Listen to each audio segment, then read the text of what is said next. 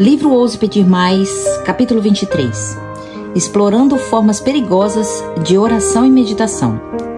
Reconheça o falso reavivamento, parte 3. Quando alguém quer aprender a reconhecer uma falsificação, em vez de dedicar a atenção ao que é falso, concentra-se no verdadeiro. No site do Serviço Secreto dos Estados Unidos, há uma seção chamada Como Detectar Dinheiro Falso. Ele nos diz o seguinte: olhe para o dinheiro se você quer receber. Compare a nota suspeita com uma nota genuína de mesma denominação e série. Procure diferenças, não semelhanças. A fim de seguir esses conselhos, precisamos ter uma nota genuína de dinheiro para servir à comparação. Também devemos conhecer o genuíno por trás e por frente, por dentro e por fora. Conta-se um bom agente do serviço secreto que atua na parte de falsificação para a maior parte do tempo, conhecendo os artigos genuínos e não olhando para as falsificações. Depois de se tornar especialista no genuíno, fica fácil detectar o falso. Por isso é tão importante nos alicerçarmos e fundamentarmos na palavra de Deus, pois ela é o nosso padrão, nosso detector de falsificações. Se aquilo que estamos fazendo ou ouvindo não se encaixa com a genuína palavra de Deus, algo está muito errado. Reconheça os verdadeiros perigos do movimento e a formação espiritual. Muitos se perguntam hoje: por que esse barulho todo com a formação espiritual? Todos nós não precisamos mesmo de alguma experiência mais profunda com Deus? Para muitos, o conceito de formação espiritual é inofensivo e até positivo. Trata de um termo com definição não muito específica que pode significar crescimento e maturidade ou qualquer coisa espiritual. Alguns têm usado o conceito simplesmente para ajudar outros a reconhecer a própria necessidade de promover crescimento e transformação espiritual mais profundos. Logo, o termo significa coisas diferentes, depende de quem está usando. Em resposta à pergunta, o conceito de formação espiritual é bíblico. Max Fillen escreveu: se definirmos formação espiritual como ser formado à imagem de Cristo enquanto meditamos na palavra de Deus, buscá-lo em oração e abrir a mente ao poder transformador do Espírito Santo, certamente é. O apóstolo Paulo admoestou os cristãos de Roma: não vos conformeis com este século, mas transformai-vos pela renovação da mente. Romanos 12, 2. A fim de compreender a seriedade do assunto que temos em mãos, devemos ir um pouco mais fundo. Embora algumas práticas de formação espiritual estejam acontecendo desde a Idade Média, a expressão formação espiritual surgiu com um sistema de exercício espiritual ou disciplinas inventados em 1548 por Inácio de Loyola, o fundador católico da Ordem dos Jesuítas. Todas essas disciplinas espirituais giram em torno de avaliação dos próprios sentimentos e dos reconhecimentos da voz interior divina.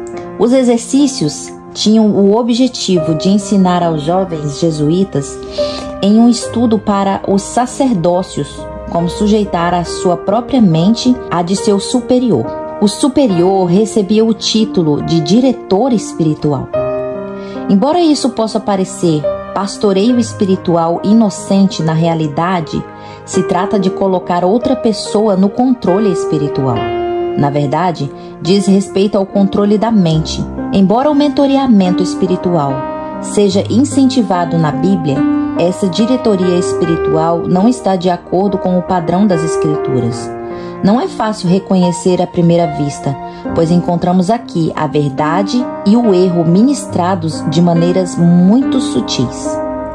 Embora pareçam se dedicar à grande glória de Deus, aparentemente nobres em vários aspectos, os jesuítas fazem 3 votos: de pobreza, de castidade e de obediência. O que muitos não sabem é que a Ordem dos Jesuítas foi originalmente fundada com o único objetivo de assegurar a riqueza e o poder para derrubar o protestantismo e a reestabelecer o papado. E eles fazem o seu trabalho muito bem. Nos primeiros anos, eram conhecidos pela crueldade aberta contra aqueles que se apunham às tradições da Igreja Católica, sobretudo os que tentavam seguir doutrinas puramente bíblicas. Um historiador cristão escreveu: por professar uma fé contrária aos ensinos da Igreja de Roma, a história registra o martírio de mais de 100 milhões de pessoas. 1 milhão de valdenses e albigenses, protestantes suíços e franceses, pareceram durante uma cruzada proclamada pelo Papa Inocêncio III em 1208. A partir da fundação da Ordem Jesuíta de 1540 a 1580, 900 mil foram destruídos.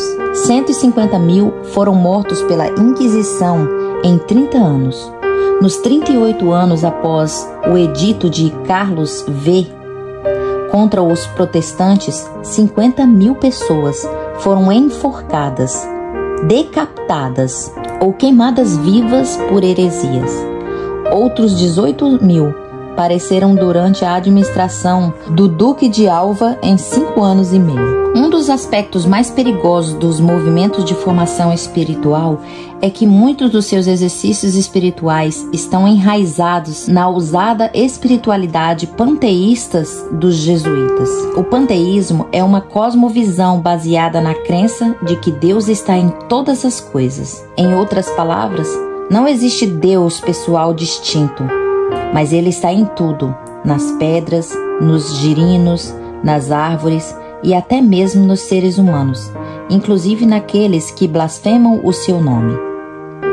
Por motivos óbvios, os defensores do movimento de formação espiritual costumam minimizar, ignorar ou dar motivo para desconsiderar o panteísmo e os miticismos abertos. No entanto, o fundamento falso sobre o qual esse movimento popular é baseado permanece o mesmo. Essa filosofia são enganosas e sutis. São enganosas porque a crença-chave é que Jesus e a sua plenitude pode ser encontrada em cada ser humano e em todas as criaturas em qualquer lugar. Além de tal crença ser completamente antibíblica, ela consiste em uma contrafação de obra do Espírito Santo em nossa vida.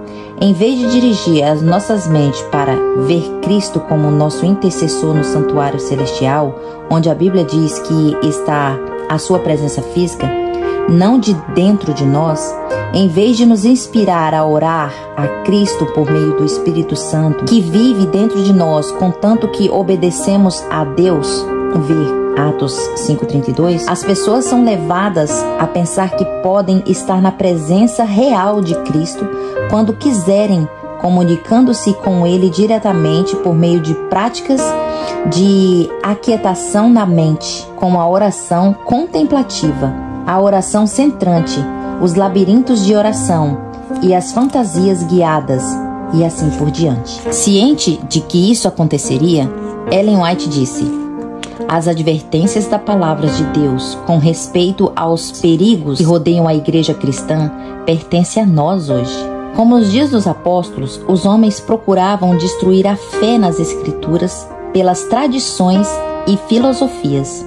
Assim, hoje, pelos aprazíveis sentimentos da alta crítica, evolução, espiritismo, teosofia e panteísmo, o inimigo da justiça está procurando levar as pessoas para os caminhos proibidos. Por causa dos perigos de filosofia panteísta, conseguimos entender melhor por Ellen White e outros pioneiros adventistas que se preocuparam tanto com o livro de Dr. J.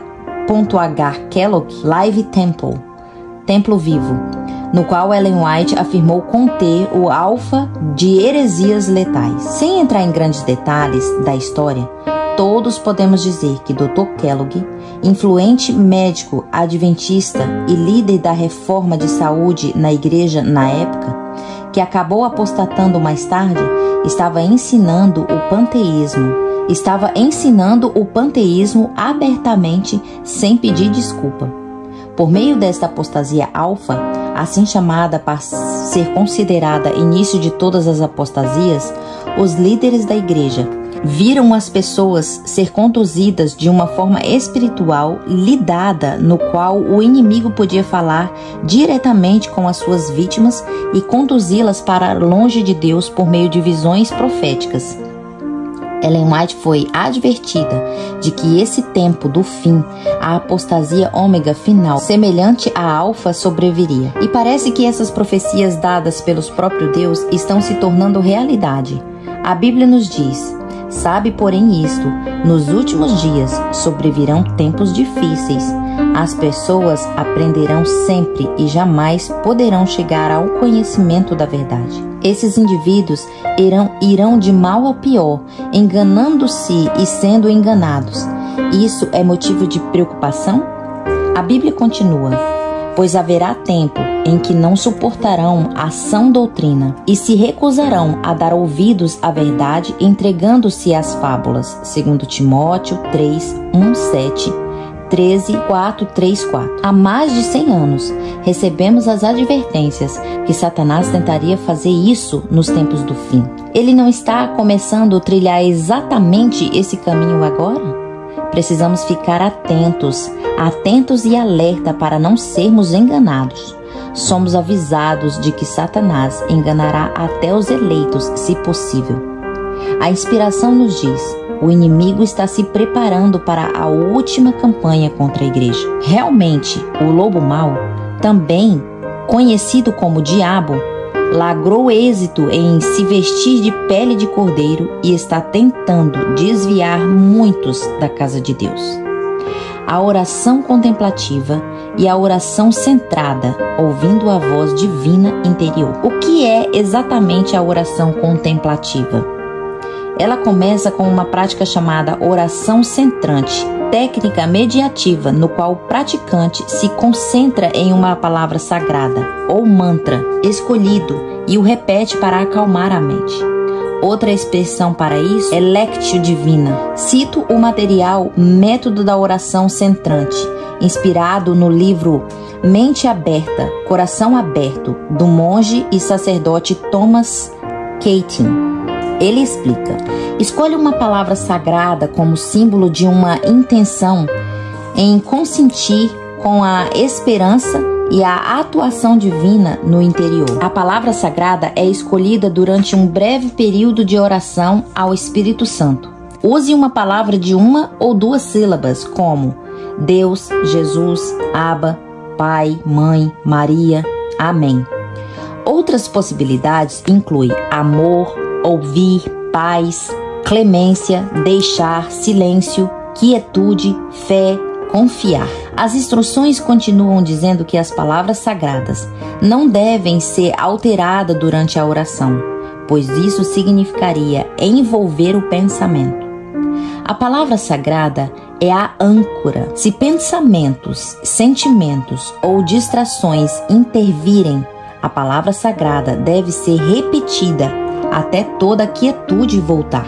A Bíblia nos ensina a andar pela fé e não por aquilo que vemos. Mas a oração contemplativa desperta sentimentos e sensações em lugar de doutrinas e da verdade. As Escrituras ensinam que o nosso coração é mau e somente por meio da aceitação do sacrifício de Cristo no Calvário é que podemos ser salvos. O povo de Deus do Antigo Testamento oferecia um sacrifício de manhã e o outro ao fim da tarde. Hoje, esse poderia ser o equivalente aos cultos matutino e vespertino, nos quais renovamos os nossos compromissos com Cristo e confiamos em seu sangue. A prática de oração centrante é incentivada por 20 minutos na manhã e 20 minutos a fim da tarde por todos os dias. Lembre-se, o diabo é especialista em falsificações. Ao passo que a verdadeira meditação bíblica é ativada, preenchida por pensamentos e objetivos da oração centrada, é livrar a mente de todos os pensamentos e de todas as preocupações até cessar o pensamento consciente, prática chamada de nutrir o silêncio, a fim de ouvir com mais clareza a voz divina interior. Embora a concentração em Jesus ou em palavra das Escrituras possam parecer inocente, Essa técnica de oração popular é muito perigosa, pois cria um estado de relaxamento mental, no qual uma voz, interna ou externa, pode começar a falar e a moldar a mente. Enquanto pensam estar ouvindo a voz de Deus, as pessoas, na verdade, entram em contato com as vozes dos espíritos malignos. Infelizmente, essa disciplina de oração popular tem sido praticada hoje em muitas denominações cristãs e círculos de oração. A oração contemplativa, mais uma prática mística que leva ao estado alterado da consciência, surgiu por volta do 3º ou 4º século. Foi criado pelos pais do deserto, monges católicos que praticavam os misticismos oriental no Oriente Médio. Ele foi transmitida ao longo dos séculos e acabou sendo adotada por Inácio de Loyola no século XVI. Por isso construiu um êxodo, um fundamento sobre qual prática repousa hoje. Embora os defensores cristãos costumam negar, é apenas mais uma forma de auto-hipnose paralela a métodos populares de meditação, bem como muitas práticas do Zen, budismos, hinduísmo e ocultismo. Trata-se de uma experiência subjetiva que enfatiza as emoções em detrimento dos fatos. As pessoas que praticam esse tipo de oração contam-se que sente paz interior e iluminação profundas. Por causa disso, acham que se atingiram a um nível superior de espiritualidade e realização. Contudo, não é o nível superior de Deus, nem a paz de Deus. Em vez disso, apenas escancararam a porta para o engano mortal do espiritismo. Ao falar sobre esse novo tipo de espiritismo que envolve o mundo cristão, Ellen White escreveu: é verdade que o espiritismo hoje está mudando a sua forma e ocultando alguns de seus mais reprováveis aspectos. Reveste-se de experiência cristã, mas as suas declarações pela tribuna e pela imprensa têm estado perante o público durante muitos anos, e nelas o seu verdadeiro caráter se acha revelado. Estes ensinos não podem ser negados e nem encobertos. Embora esses ataques a Cristo e as Escrituras Sagradas hoje professam aceitar ambos. Mas a Bíblia é interpretada de modo a agradar ao coração não regenerado, enquanto as suas verdades solenes e vitais são anuladas. Preocupa-se com amor, com o principal atributo de Deus, debaixando, porém, até reduzi-los o sentimentalismo, pouca distinção fazendo entre o bem e o mal. A justiça de Deus, sua reprovação ao pecado e requisitos de sua santa lei, tudo isto é posto de parte. O povo é ensinado a considerar o decálogo como letra morta. Fábulas aprazíveis, fascinantes, cativam os sentidos, levando os homens a rejeitar as Sagradas Escrituras como o fundamento da fé. Cristo é tão verdadeiramente negado como antes, mas Satanás a tal ponto cegou o povo que o engano não pode ser discernido. Nada, a não ser o poder de Deus, concedido em respostas a fervorosas orações de fé, poderá livrar essas pessoas prisioneiras. Vez por vez, preciso tornar a atenção à palavra. Já percebeu a minha ênfase incessante nesse aspecto? A palavra de Deus é nossa chave divina que abre não só o depósito de bênçãos celestiais em resposta à oração, mas também as portas da prisão do engano que prende milhões atualmente. Se não conhecermos as verdades genuínas das Escrituras, automaticamente estaremos a caminho da ruína espiritual. Ficaremos trancados na prisão do erro e do engano. Só Deus tem poder para nos livrar. Controle da mente, a chave para a evangelização do mundo. Certa vez o Papa João Paulo II declarou: uma vez que a vida contemplativa pertence à plenitude da presença da Igreja, que ela seja colocada em prática por toda parte. Institutos religiosos da vida contemplativa e ativa desempenharam até aqui e continuam a desempenhar o principal papel na evangelização do mundo. Por incrível que pareça, O sonho do falecido Papa João Paulo II está se tornando realidade, pois o mundo, sem dúvida, está sendo evangelizado. Hoje, há muitos institutos que ensinam oração contemplativa e espiritualidade a milhares todos os anos. Muitos deles são frequentados e aplaudidos por cristãos e líderes de todas as denominações protestantes, inclusive por adventistas do sétimo dia, tragicamente. Mas é desse tipo de evangelização que precisamos? Somos alertados. Pouco a pouco, ele tem preparado o caminho para a sua obra mestra no engano. O desenvolvimento do Espiritismo, com exceção dos que são guardados pelo poder de Deus, pela fé em sua palavra. O mundo todo será envolvido por esse engano. Ao longo de toda a história do grande conflito, o maior sucesso de Satanás sempre relaciona diretamente com a sua capacidade de controlar a mente daqueles que pretende em armadilha, sem a consciência de tais pessoas. Esse é o segredo do seu êxito, quando consegue enganar aqueles que estão sob o poder. Levado aos que creem em Deus está operando neles, quando na verdade ele é o próprio Satanás. Ele ganha o dia. Esta é a característica fundamentada da apostasia ômega e provavelmente tenha sido o motivo que levou Ellen White a estremecer quando a contemplou. Muitos líderes da igreja remanescente de Deus estavam desempenhando aquilo que imaginavam ser obra de Deus, quando na verdade eram dirigidos pelo príncipe das trevas. Quanto mais de perto Satanás conseguir se assemelhar a Cristo, tanto em comportamento quanto em uso do sobrenatural, maior é a sua habilidade de enganar. Consegue-se perceber como Satanás pode ter sucesso no futuro ao levar muitos professos cristãos a se unir a promover uma religião mundial unificada em um dia único de adoração, pensando estar fazendo o serviço de Deus e dispostos a aniquilar aqueles que se recusam a adotar um novo mundo único de religião ou estilo escolhido para a adoração.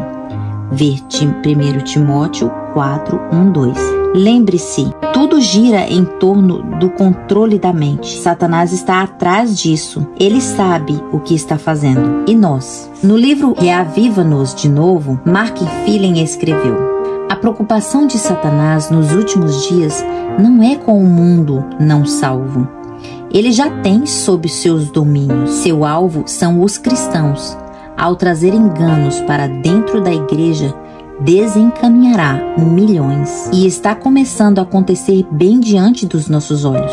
Senhor, tem misericórdia de nós. Mal tocamos a superfície desse iceberg gigantesco que só cresce o tempo inteiro. Mas há muitas outras disciplinas de oração que também precisamos abordar rapidamente enquanto cobrimos esse assunto. Sala de oração, um lugar para se encontrar com Deus. As salas de oração estão surgindo em todos os lugares, em igrejas, escolas cristãs, universidades, hospitais. Meus amigos e eu até descobrimos 3 salas de oração, uma ao lado da outra em um aeroporto na cidade de Frankfurt, Alemanha, uma decorada para os cristãos, outra para os judeus e a terceira para os muçulmanos. As salas de oração em si mesmas não são ruins. Criar um lugar tranquilo onde alguém possa se afastar dos estudos e dos trabalhos a fim de separar um tempo para orar não é uma má ideia. Inclusive, já tive a oportunidade de desenvolver salas de oração para várias escolas, universidades e eventos oficiais da igreja nos Estados Unidos e em outros países por anos. Já vi muita cura espiritual acontecer dentro delas, quando as pessoas se unem em oração sincera e fervorosa, clamando as promessas de Deus. Creio na importância e no benefício das salas de oração. No entanto, esta é a minha palavra de cautela. E é por isso que mencionei esta prática aqui. Ao passo que criar uma jornada de oração, ou fazer uma sala decorada para a oração possa tornar o ambiente mais pacífico e acolhedor, devemos nos cautelar contra pensar que precisamos criar o ambiente físico correto a fim de nos encontrarmos com Deus ou experimentar a sua presença. Não estou falando sobre um ambiente de culto, mas sobre um lugar para orar. A questão é que podemos ter a sala mais linda e elaborada de oração deste lado do céu e ainda assim não encontrar a presença de Deus se o nosso coração não for humilde e arrependido. Humildade e arrependimento compõem um ambiente no qual o Senhor verdadeiramente se encontra conosco. Salmo 66, 18, Salmo 51, 17, Isaías 57, 15. Nesse ambiente bíblico genuíno, qualquer lugar pode se tornar um santuário, seja uma solitária cela de prisão ou em uma sala repleta de cristãos. Assim, onde quer que estivermos, indo trabalhar de carro ou em nosso quarto particular de oração, em uma sala especial de oração, com amigos, em vez de procurar pontos de apoios físicos para ajudar a criar o ambiente, devemos nos lembrar de que somente a presença de Deus por intermédio do Espírito Santo é capaz de transformar nossa sala ou qualquer lugar em um recinto verdadeiramente santo. É do Espírito Santo de Deus que mais necessitamos, e ele só desce sobre aqueles que são contritos, humildes em oração. Sonhos e visões. Podemos confiar neles? Cada vez mais, pessoas no mundo inteiro, até mesmo cristãos, estão tendo visões, sonhos e experiências extracorpóreas, dizendo que viram Deus ou seus entes queridos vivos no céu, ou que foram levados ao inferno, onde as pessoas são torturadas. Embora a Bíblia nos diga que Deus falará ao seu povo por meio de sonhos e visões no tempo do fim, essas experiências contradizem os ensinos claros das Escrituras. Não se pode atribuir a elas origem divina. Muitos ficam encantados com essas experiências sobrenaturais, exatamente como Satanás gostaria que, ao compartilhar sem fôlego esses relatos com amigos, entes queridos, a verdade bíblica então é deixada de lado. A experiência aconteceu há alguns anos com um neurocirurgião que, depois de sofrer um acidente trágico, foi diagnosticado com morte cerebral. Ele não era cristão antes do acidente. Contudo, durante a cirurgia, enquanto tentava salvar sua vida, aquele médico vivenciou uma experiência extracorpórea e viajou com um anjo para o céu e depois para o inferno. Sua função cerebral foi restaurada e ele acordou da cirurgia para contar sua história extraordinária. Escreveu um livro sobre a vida após a morte, que figura a lista dos mais vendidos de New York Times e vende centenas de milhares de exemplares até hoje. O problema é que as verdades sobre o céu e o inferno que ele recebeu nessa experiência extracorpórea não estão alinhadas com a palavra de Deus. Por causa do fenômeno sobrenatural e milagroso que ele vivenciou e por ter sido claramente curado da morte cerebral, muitos aceitam suas visões e relações como a verdade do Evangelho, acima até da palavra de Deus. Outra experiência é um garotinho que também chamou a atenção de milhares ou até mesmo de milhões de cristãos desavisados e foi lançado como filme hollywoodiano, como o título O Céu é de Verdade. De acordo com a história, o pequeno Colton, de 4 anos de idade, filho de um pastor nos estados do norte-americano de Nebraska, enquanto estava à mesa de cirurgia sendo operado para ser retirada de uma apêndice rompida, teve uma experiência de quase morte. Foi para o céu e lá encontrou a irmã mais velha, que havia morrido em um aborto, e o seu bisavô, que faleceu 30 anos antes. Após a cirurgia, Cotton revelou aos pais perplexos detalhes, impossíveis de saber, e as iluminações celestiais, e tudo isso supostamente aprendido com esses dois familiares no céu. Por isso, mais surpreendentes que as revelações de Cotton pareçam ser, elas contradizem diretamente a palavra de Deus. A Bíblia afirma com toda clareza que os mortos não sabem de coisa nenhuma. Para sempre não têm eles parte em coisa alguma do que se faz debaixo do sol. Eclesiastes 9, versículos 5 e 6. As Escrituras também ensinam que a imortalidade não vem após a morte, mas da ressurreição no fim dos tempos. 1 Coríntios 15, 52.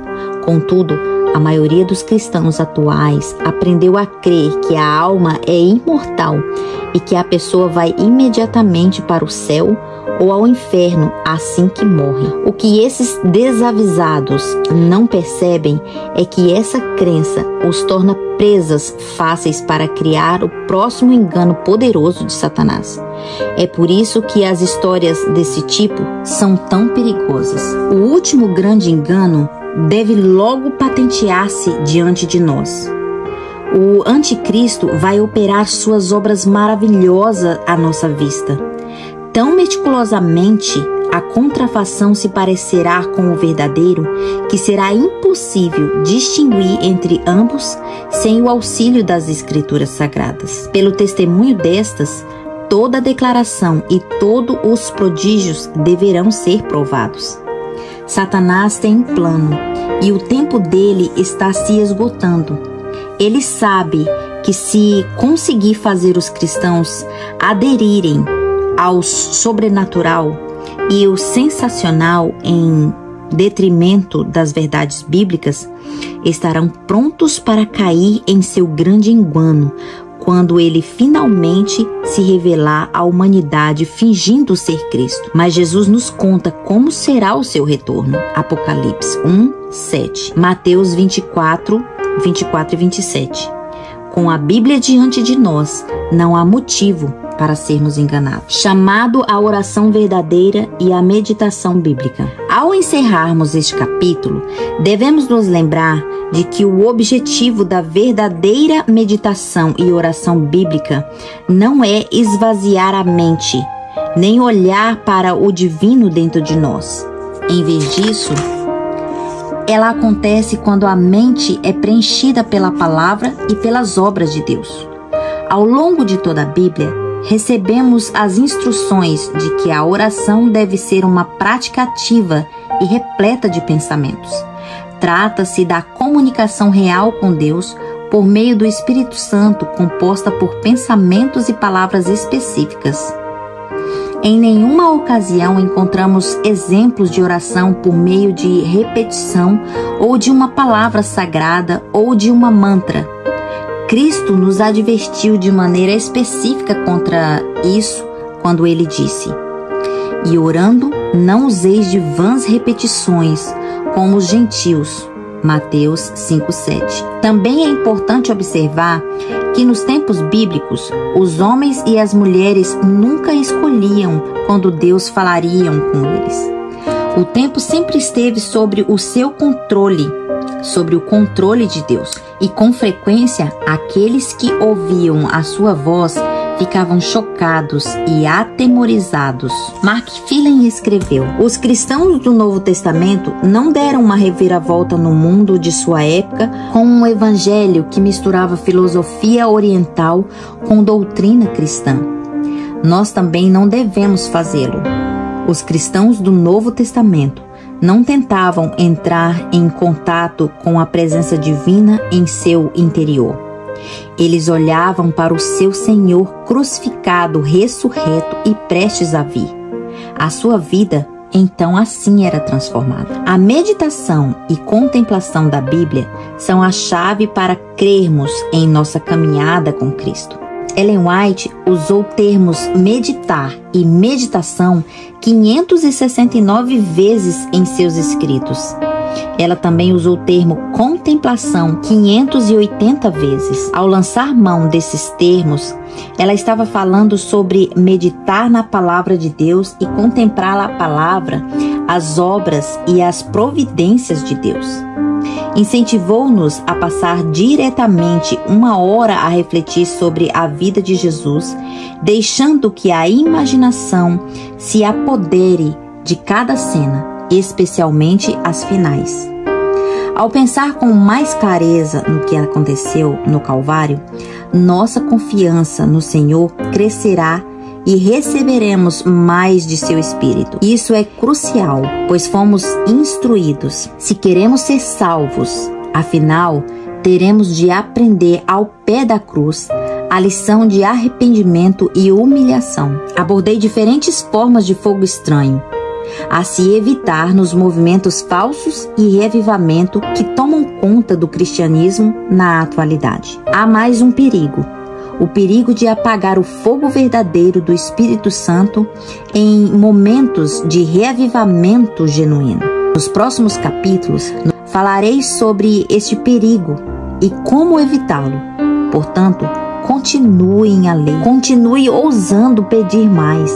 Não mais sensações agradáveis ou experiências místicas, mas um fundamento mais profundo construído sobre Deus e sobre a sua imutável palavra.